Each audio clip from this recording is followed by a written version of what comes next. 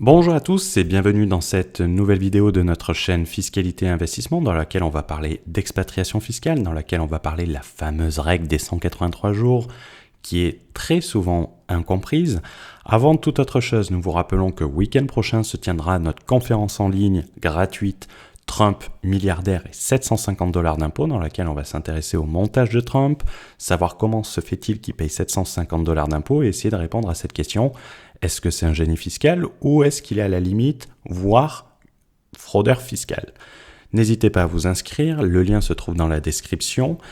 Vous retrouverez également le lien pour accéder à notre Discord gratuit qui compte plus de 1000 membres à l'heure de l'enregistrement de cette vidéo. Donc n'hésitez pas, c'est entièrement gratuit. Donc dans cette vidéo, comme on l'a dit, on va parler d'expatriation et savoir si une expatriation est une prison de 183 jours. Car effectivement, aujourd'hui, dans de nombreuses pensées, l'expatriation, c'est égal 183 jours. Partir 183 jours.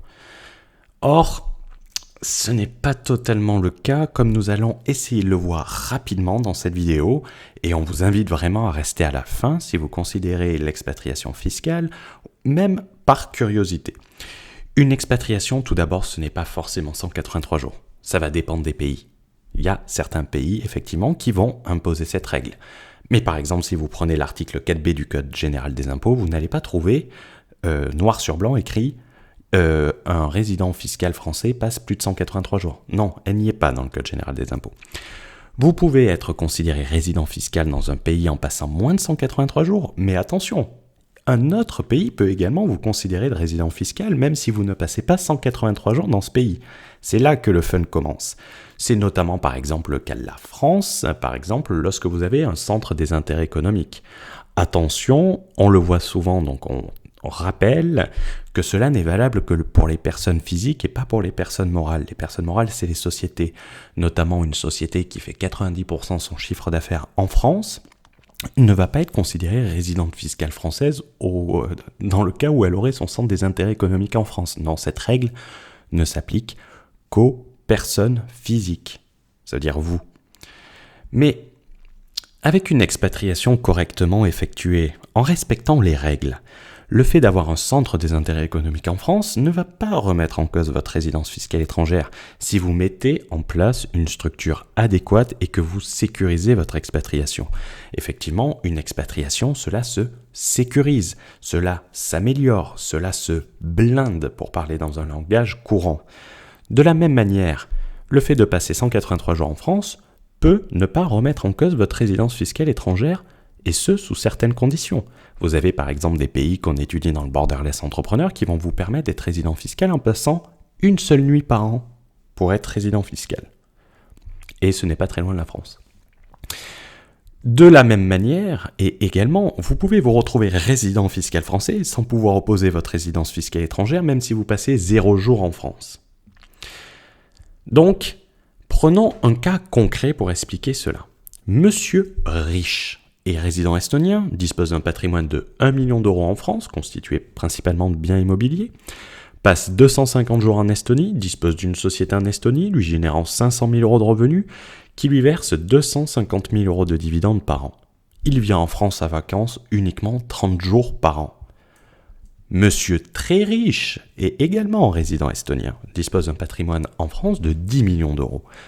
Passe 150 jours en Estonie, 150 jours en France en congé, en louant des Airbnb, une maison de vacances par exemple à Saint-Tropez, n'importe quoi. Et le reste du temps, il voyage à l'étranger. Il a une société en Estonie également, qui génère également 500 000 € de revenus, mais cette société lui verse 10 000 € de salaire et 130 000 € de dividendes par an. 10 000 € de salaire par mois. Un des deux va être considéré de résident fiscal français sans pouvoir opposer sa résidence fiscale estonienne. Et l'autre pourra opposer sa résidence fiscale estonienne pour faire échec à la domiciliation fiscale en France. Et celui qui ne pourra pas opposer sa résidence étrangère, ce n'est pas monsieur très riche, c'est monsieur riche. Alors que peut-être vous pensiez que c'était le contraire.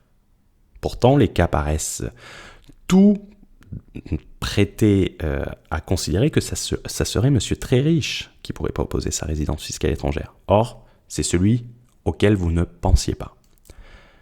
C'est pour cela que nous pouvons pas suivre l'exemple des autres. C'est pour cela que lorsque vous avez une personne qui vous dit « Ah, moi je me suis expatrié, je vais vous montrer comment j'ai fait », vous avez qu'à recopier et ça sera fini. Non, ce n'est pas possible, car la situation d'un est différente de la situation d'une autre personne. Ce qui est valable pour moi ne le sera pas pour vous. Ce qui sera valable pour vous ne le sera pas pour moi. C'est pour cette raison que dans le programme Borderless Entrepreneur, nous détaillons toutes les règles. Et pas « expatrie-toi et fais comme moi et cela sera bon ». Quand nos concurrents y passent 4 minutes à expliquer comment devenir résident fiscal, cela nous fait doucement rire. On n'invente rien, on ne va pas citer, c'est un de nos concurrents. Il y a la durée de son programme. Comment devenir expatrié fiscal ? 4 minutes. Non mais, 4 minutes pour vous expliquer comment devenir expatrié fiscal. C'est merveilleux, c'est merveilleux. À titre de comparaison, car c'est nécessaire de comparer, on passe plus de 2 heures sur le cas d'un Français voulant s'expatrier en Estonie ou en Andorre. On passe 5 fois plus de temps à expliquer les conditions de résidence fiscale française, juste à les expliquer, que nos concurrents expliquent comment devenir expatrié fiscal. Alors il y a 2 solutions et soyons honnêtes. Soit ce sont les détenteurs du record du monde de la synthèse, ce que je ne pense pas, soit ils n'abordent que 2,5% des problèmes car ils ignorent les 97,5% restants, ce qui serait normal car ce n'est pas leur spécialité, car ce n'est pas leur expertise. Leur expertise c'est le marketing. Nous, notre expertise, ça va être la fiscalité internationale et pas le marketing. Et vous le voyez très facilement, que ce soit nos pages de vente, que ce soit tout. On n'y connaît rien en marketing, cela se voit. Heureusement, on ne vous vend pas des formations pour devenir des marketeurs et devenir indépendant financièrement grâce au marketing. Une expatriation mal faite, c'est tout d'abord une expatriation qui ne vous permet pas d'avoir d'avantages fiscaux. C'est une expatriation que vous n'allez pas pouvoir opposer à votre pays. C'est une expatriation également qui va vous obliger à compter les jours sur un calendrier, qui va vous enfermer dans un pays. Vous devenez en quelque sorte prisonnier de votre expatriation. Vous n'êtes plus libre, vous devez faire attention, attention. Avec votre calendrier, c'est une sorte de prison. Une expatriation bien faite quant à elle, c'est une expatriation qui vous protège. C'est une expatriation qui vous garantit un avantage. C'est une expatriation qui vous fait gagner en liberté. Une expatriation doit vous rendre plus libre, doit vous rendre plus sécure et doit vous apporter un avantage.